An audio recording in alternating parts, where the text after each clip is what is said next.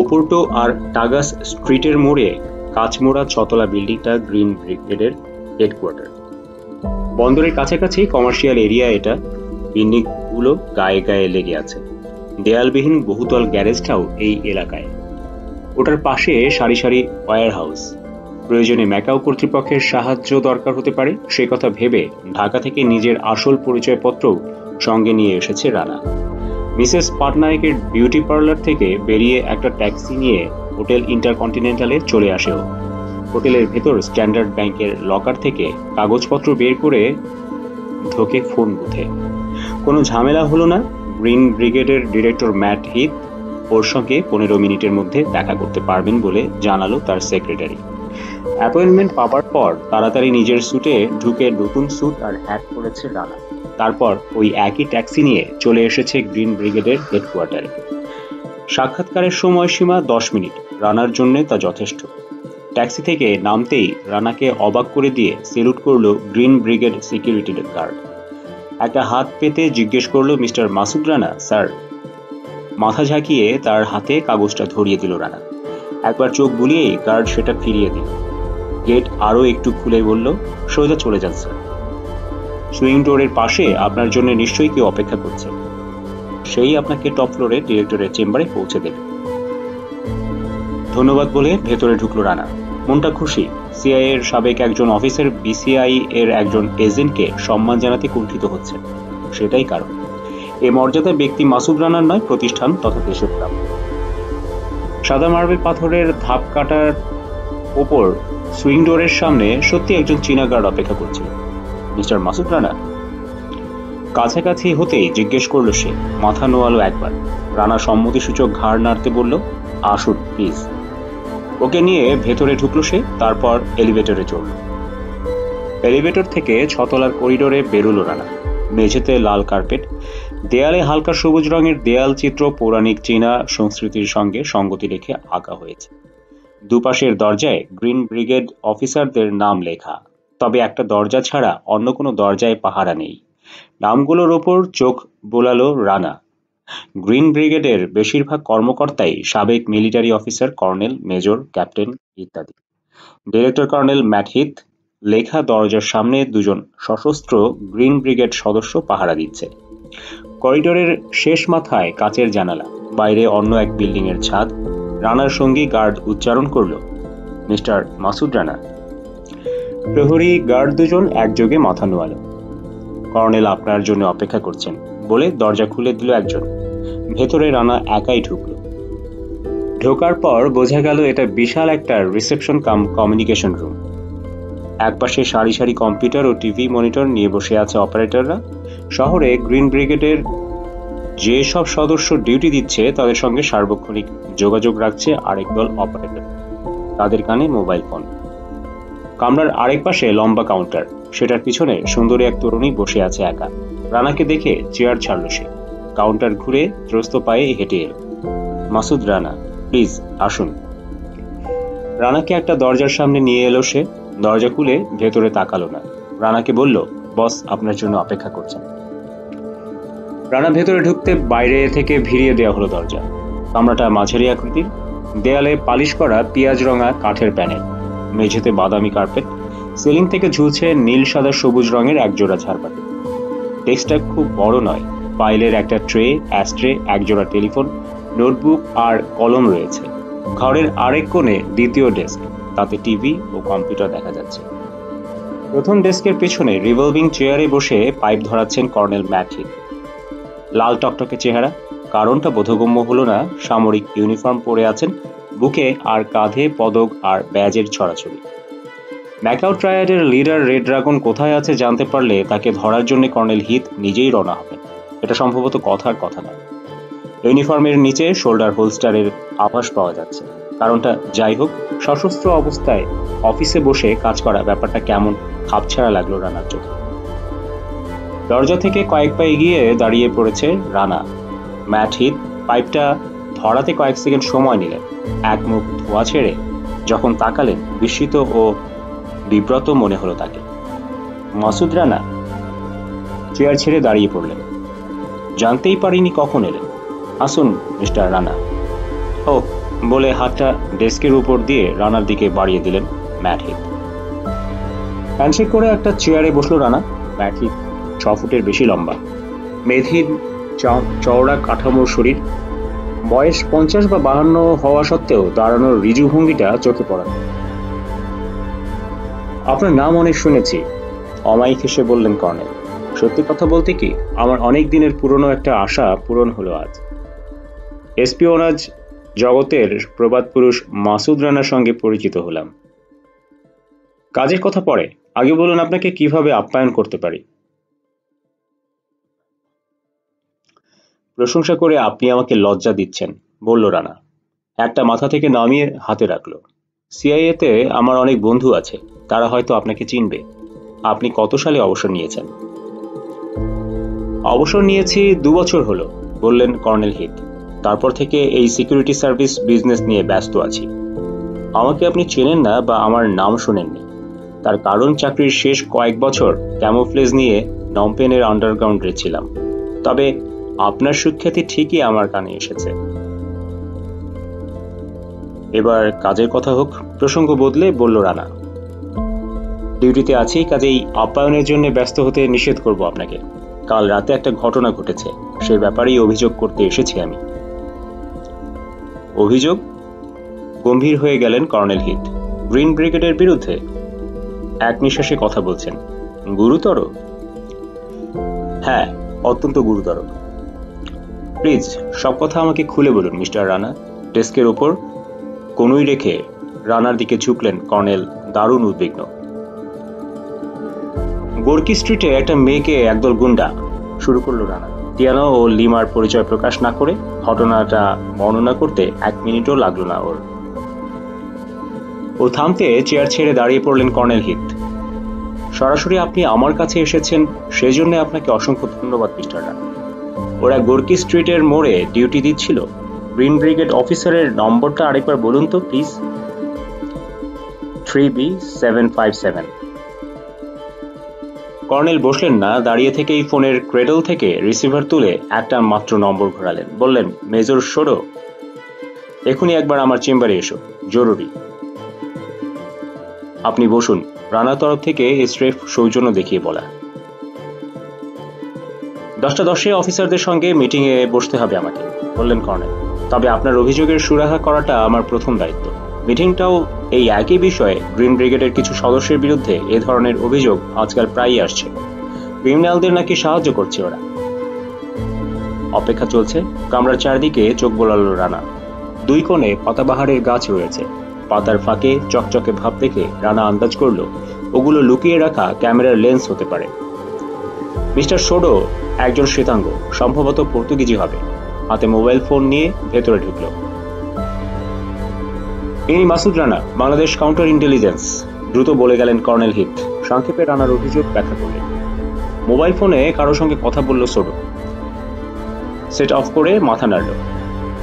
Gorky স্ট্রিটে কাল রাতে যাদের ডিউটি ছিল তাদের সিরিয়াল নম্বর শুরু হয়েছে 3B দিয়ে নয়, 6C দিয়ে।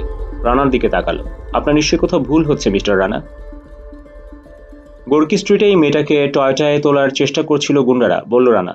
আর গ্রিন ব্রিগেডের সদস্য 2 জন মাতাল লোকটাকে নিয়ে দাঁড়িয়েছিল মোড় থেকে কয়েক গজ পিছনে। ওই রাস্তাটার নাম ঠিক মনে পড়ছে না। কুইভির স্ট্রিট? আবার মোবাইলে কথা বলল সোডো। সেট অফ করে কর্নেলের দিকে তাকিয়ে মাথা ঝাঁকালো। হ্যাঁ, কাল রাতে ওখানে ডিউটি দিচ্ছিল 3B757 আর 3B212। ওরা এখন যেখানে থাকুক 8 ঘন্টার মধ্যে এই চেম্বারে ওদেরকে আমি দেখতে চাই, নির্দেশ দিলেন কর্নেল হিথ। ইয়েস স্যার, বলে মোবাইল কানে তুলল সোডো। মিস্টার রানার কাছ থেকে টয়োটার নিশান পেট্রোলের নাম্বার জেনে নিন, বললেন হিথ। খোঁজ নিন কাদের নামে রেজিস্ট্রেশন, নাম্বার প্লেট ভুয়া হতে পারে, কিংবা রেন্টার কার থেকে ভাড়া হতে পারে। আপনি বরং একটা ইমার্জেন্সি টিমকে দায়িত্ব দিন। বলুন সমস্ত তথ্য 1 ঘন্টার মধ্যে আমি চাই। ইয়েস স্যার, বলে রানার দিকে তাকালো মেজর সোডো। ডেস্ক থেকে প্যাড আর কলম টেনে নিয়ে গাড়ি দুটোর নম্বর লিখে দিল রানা। আমাকে ক্ষমা করতে হবে, হাতঘড়ি দেখে রানাকে বললেন মিহিত। মিটিং শুরু হতে আর 1 মিনিট বাকি। টেলিফোন ক্রেডলের গায়ে লাল একটা বোতাম, তাতে আঙুল ছোঁয়ালেন। আপনার যদি কিছু দরকার হয় এটা টিপলেই লোক চলে আসবে। ধন্যবাদ, বলল রানা। সামান্য অন্যমনস্ক ও কেন যেন মনে হচ্ছে এখানে আসার পর থেকে যা কিছু ঘটছে সবই যেন দেইজা ভু, অর্থাৎ ঠিক এই ঘটনাই যেন আগেও একবার ঘটেছে। এক্সকিউজ মি বলে সংলগ্ন টয়লেটে ঢুকলেন কর্নেল। সৌরভ মোবাইলের একের পর এক নির্দেশ দিয়ে যাচ্ছে। 8 মিনিট পর তোয়ালে দিয়ে হাত মুখ মুছতে মুছতে টয়লেট থেকে বেরিয়ে এলেন কর্নেল। এখন তার ইউনিফর্মের আস্তিন বেশ কিছুটা গুটানো। রানার অন্যমনস্ক ভাব এখনো কাটেনি, তবু মনে হলো কি যেন একটা দেখতে পেয়েও সেটার গুরুত্ব ধরতে পারছে না। আরেকবার ক্ষমা চেয়ে নিয়ে কামরা থেকে বেরিয়ে গেলেন কর্নেল হিথ। 2 মিনিট পর এক্সকিউজ মি বলে সৌরভ কানে মোবাইল চেপে ধরে দরজার দিকে এগুলো। চেম্বারে একা হয়ে গেল রানা। 15 মিনিট পর সৌরভ ফিরে এলো, বলল, আপনার অভিযোগ সত্যি মিস্টার রানা। গ্রিন ব্রিগেডের কমান্ডো টিম দেখে বাড়ি থেকে পালাবার চেষ্টা করেছিল 3B757 আর 3B212। ওদেরকে অ্যারেস্ট করা হয়েছে। ধন্যবাদ বলল রানা। গাড়ি দুটো সম্পর্কে কিছু জানা গেল? আর গুন্ডাদের সম্পর্কে? ওরা মেয়েটার সঙ্গীকে আটকে রেখেছে। চারদিকে টিম পাঠানো হয়েছে মিস্টার রানা, বলল সৌরভ। আশা করছি কিছুক্ষণের মধ্যে সমস্ত তথ্য পেয়ে যাব। আবার কামরা ছেড়ে বেরিয়ে গেল সে। আরো 15 মিনিট একা বসে থাকলো রানা। তারপর সৌরভের সঙ্গে কর্নেল হিথও ফিরে এলেন। ওদের পিছু নিয়ে ঢুকলো কমান্ডো টিম 10 জনের সশস্ত্র একটা দল। গ্রিন ব্রিগেডের 2 জন সদস্যকে হ্যান্ডকাপ করিয়ে এনেছে। ওদের দুজনকে দেখেই রানা চিনতে পারল 3B757 আর সেই 3B212। কর্নেলের প্রশ্নবোধক দৃষ্টির উত্তরে মাথা ঝাঁকিয়ে রানা বলল, হ্যাঁ এরাই। মেজর সৌরভ, তুমি আর উনো ওয়াং ইন্টারোগেট করো ওদের, নির্দেশ দিলেন কর্নেল। এখানে নয়, ইন্টারোগেশন সেলে। তথ্য না পেলে নাড়িভুড়ি সব বের করে আনবে। পদ্ধতিটা তোমাদের জানা আছে। প্রয়োজনে টর্চারের প্রতিটি কোর্স কমপ্লিট করবে। শুধু খেয়াল রাখবে যেন মারা না যায়। আমি তোমার রিপোর্ট পাবার অপেক্ষায় থাকলাম। যাও। কামরা থেকে সবাই বেরিয়ে যাবার পর নিজের চেয়ারে বসলেন কর্নেল। এটা কেমন কথা হলো মিস্টার রানা? ডিউটিতে আছেন বলে কিছুই নেবেন না? লাঞ্চের সময় হতে আর কিন্তু বেশি দেরি নেই। রানা তার কথার মাঝখানেই বলল, মেয়েটার সঙ্গী সম্পর্কে এখনো কিছু জানা গেল না মিস্টার হিথ।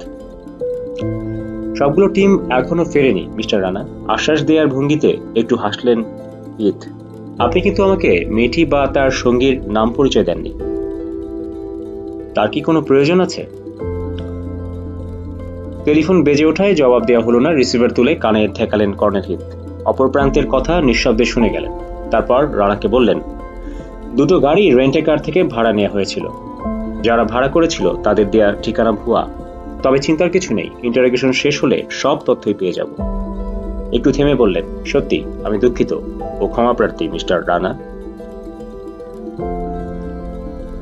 আপনি যেভাবে অ্যাকশন নিলেন তাতে আমি খুশি। সত্যি কথা বললই রানা।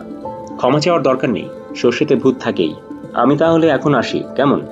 মিস্টার সৌরভকে আমার হোটেলের সুইট নাম্বার দেওয়া আছে। নতুন কোনো তথ্য পেলে দয়া করে জানাতে বলবেন প্লিজ।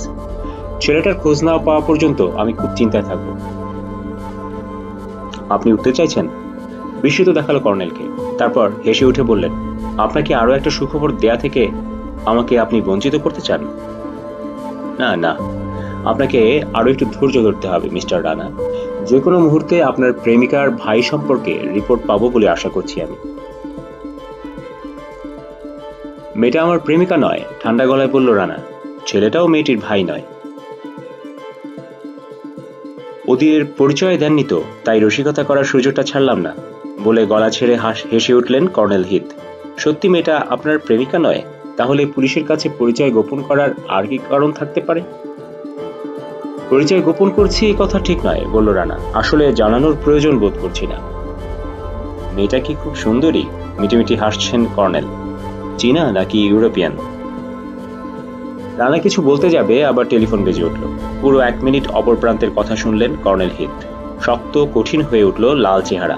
রিসিভার রেখে দিয়ে পাইপে আগুন ধরাতে ব্যস্ত হয়ে উঠলেন। রানার দিকে যেন ইচ্ছে করেই তাকাচ্ছেন না। নতুন কোনো তথ্য? শান্ত গলায় জানতে চাইল রানা। পাইপ ধরানো শেষ করে ওর দিকে তাকালেন হিথ। মেয়েটার নাম কি লিমা? জিজ্ঞেস করার কারণ হলো, এক লোককে পরিত্যক্ত এক ওয়্যারহাউসে পাওয়া গেছে। সবগুলো নখ উপড়ানো, একটা চোখে গরম লোহার রড ঢোকানো হয়েছে, 2 পা আর পাঁজরের কয়েকটা হাড় ভাঙা। হাসপাতালে নিয়ে যাওয়ার পথে মারা গেছে। নিজের নাম বলেছে তিয়ানা।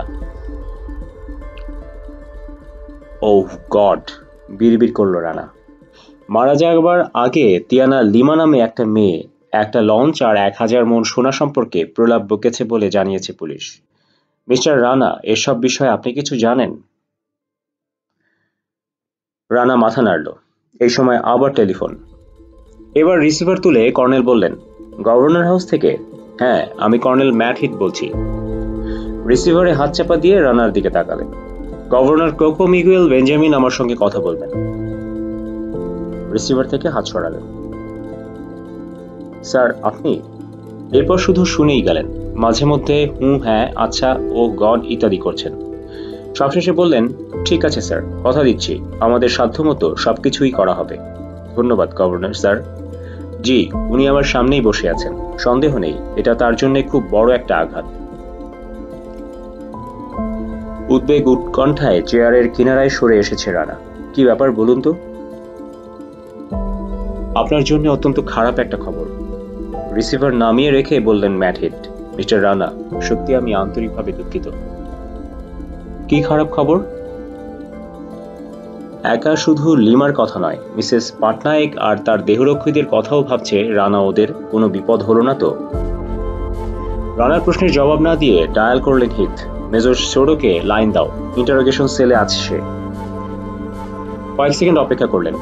সোডো, মন দিয়ে শোনো, গভর্নর নিজে ফোন করেছিলেন। সুচেতা বিউটি পার্লারের মালিক সুচেতা পাটনায়ক ওনার বিশেষ পরিচিত। পরিচিত মানে রীতিমতো ঘনিষ্ঠতা আছে। 8 ঘন্টা আগে ওই বিউটি পার্লার থেকে লিমা নামে এক কম্বোডিয়ান তরুণীকে কিডন্যাপ করা হয়েছে। সন্দেহ করছি ম্যাকাও ট্রায়ারের কাছে। মিসেস সুচেতার 3 জন বডিগার্ডই আহত হয়েছে।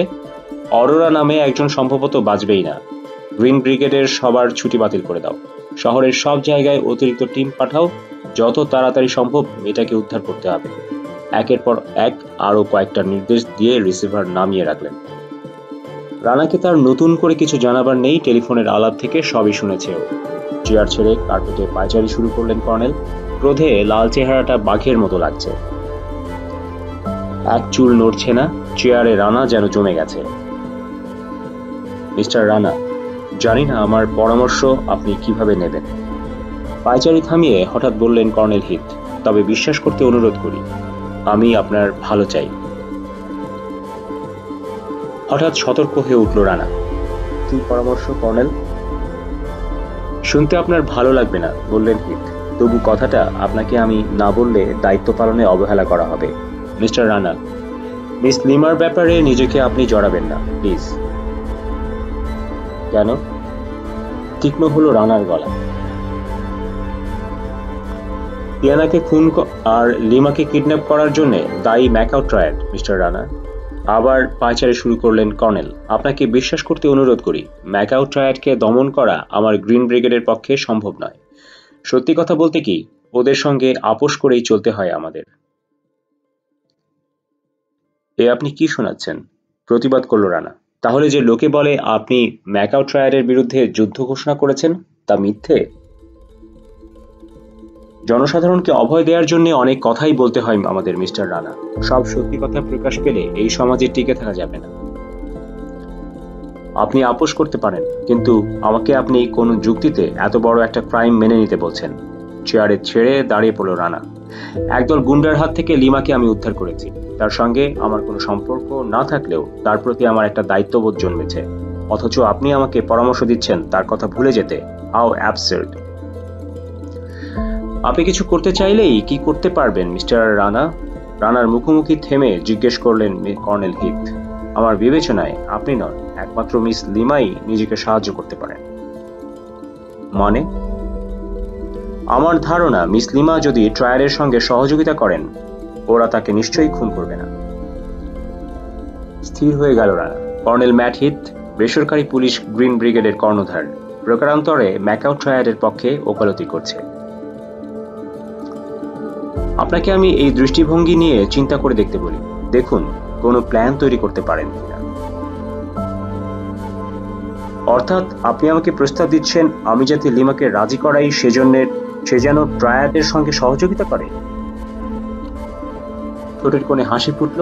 তার মনের কথা রানা ধরতে পারায় ম্যাট হিথ যেন খুশি হয়েছে।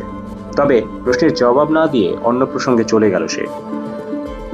আপনাকে আমি বলেছি যে চাকরির শেষ কয়েকটা বছর নমপেনের আন্ডারগ্রাউন্ডে ছিলাম আমি।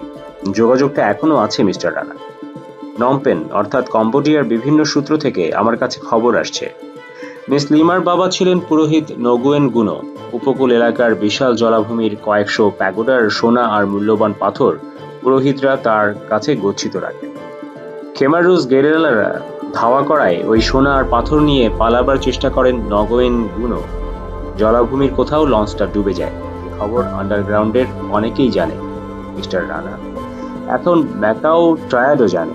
শুধু একটা তথ্য কেউ জানে না, সেটা হলো লঞ্চটা কোথায় ডুবেছে। আমি কি বলছি বুঝতে পারছেন কি? হঠাৎ বিদ্যুৎ চমকের মতো রেড ড্রাগনের উল্কি ভেসে উঠল রানার মনের পর্দায়। উল্কিটা দেখেছে এই কামরাতেই। সেই সঙ্গে আরো একটা রহস্যের সমাধান মিলল। এই চেম্বারে ঢোকার পর থেকে বারবার মনে হয়েছে ওর এখানে যা কিছু ঘটছে সবই যেন আগেও একবার ঘটেছে। এরকম মনে হবার কারণ অনায়াসে অ্যাপয়েন্টমেন্ট পাওয়া থেকে শুরু করে মন দিয়ে ওর অভিযোগ শোনা মাত্র দ্রুত প্রয়োজনীয় পদক্ষেপ গ্রহণ ইত্যাদি প্রতিটি ঘটনাই আসলে সাজানো বলেই পরিচিত লাগছিল। আর এখন তো পরিষ্কারই মনে পড়ছে রানার তোয়ালে দিয়ে মুখ হাত মুছতে মুছতে টয়লেট থেকে যখন বেরুল ওর কর্নেল, তার খয়েরি সবুজ শার্টের আস্তিন বেশ কিছুটা গুটানো ছিল। বাহুর উল্কির সিকিভাগ তখনও দেখেছে ও। অন্যমনস্ক ছিল বলে গুরুত্বটা মস্তিষ্কে ধরা দেয়নি। কি সর্বনাশ! তাহলে কর্নেল ম্যাট হিথই আসলে রেড ড্রাগন। এর যেই ম্যাকাওয়ে এসেছে ও ধাক্কা কাটিয়ে ওঠারও আগে রানার মাথায় যে প্রশ্নটা জাগলো, এখান থেকে প্রাণ নিয়ে বেরোতে পারবে তো? কর্নেল হিথ থামেনি, এখনো নিজের কথা বলে যাচ্ছে। আমাদেরকে সতর্ক করা হয়নি বলে মিস লিমাকে ওদের হাত থেকে রক্ষা করার চেষ্টা করতে পারতাম। তবে আপনার নিরাপত্তার দিকটা অবশ্যই আমরা দেখব। যতদিন আপনি ম্যাকাওয়ে আছেন, গ্রিন ব্রিগেডের স্পেশাল একটা টিম সারাক্ষণ আপনাকে ছায়ার মতো ঘিরে রাখবে। এই ব্যাপারে আপনি নিশ্চিন্ত থাকতে পারেন। আমার কোনো চিন্তা হচ্ছে না। বডিগার্ড দরকার নেই মিস্টার হিথ। আপনার লোকদের বলে দিন তারা যেন আমার পিছু না নেয়। এ আপনার বিনয় বুঝতে পারছি, হেসে উঠে বলল কর্নেল। আপনি নিষেধ করলেও ওরা ওদের কর্তব্য পালন করবে। রানার দিকে ডান হাতটা বাড়িয়ে দিল সে। সেটা দেখতে না পাওয়ার ভান করে দরজার দিকে এগোলো রানা। মুচকি হেসে পিছন থেকে কর্নেল বলল, মিস লিমাকে বাঁচানোর কোনো প্ল্যান যদি মাথায় আসে অবশ্যই আমার সঙ্গে যোগাযোগ করবেন প্লিজ মিস্টার রানা। আমি আপনার টেলিফোনের অপেক্ষায় থাকব। জবাব না দিয়ে চেম্বার থেকে বেরিয়ে এলো রানা। রিসেপশন কমিউনিকেশন রুমে অনেকেই রয়েছে, তারা কেউ ওর দিকে তাকালো না। বিনা বাধাই করিডোরে বেরিয়ে এলো ও। দুজন সশস্ত্র গার্ড দরজার দুপাশে আগের মতোই দাঁড়িয়ে আছে। অতিরিক্ত একজন গার্ড, যার সঙ্গে টপ ফ্লোরে উঠেছিল রানা, এলিভেটরের দিকে যাবার পথে সেই ওর পিছু নিল। কারো সঙ্গে কোনো কথা হলো না। এলিভেটর থেকে নেমে করিডোর হয়ে বিল্ডিং থেকে বেরিয়ে এলো রানা। ট্যাক্সির জন্য ফুটপাতে অপেক্ষা করছে।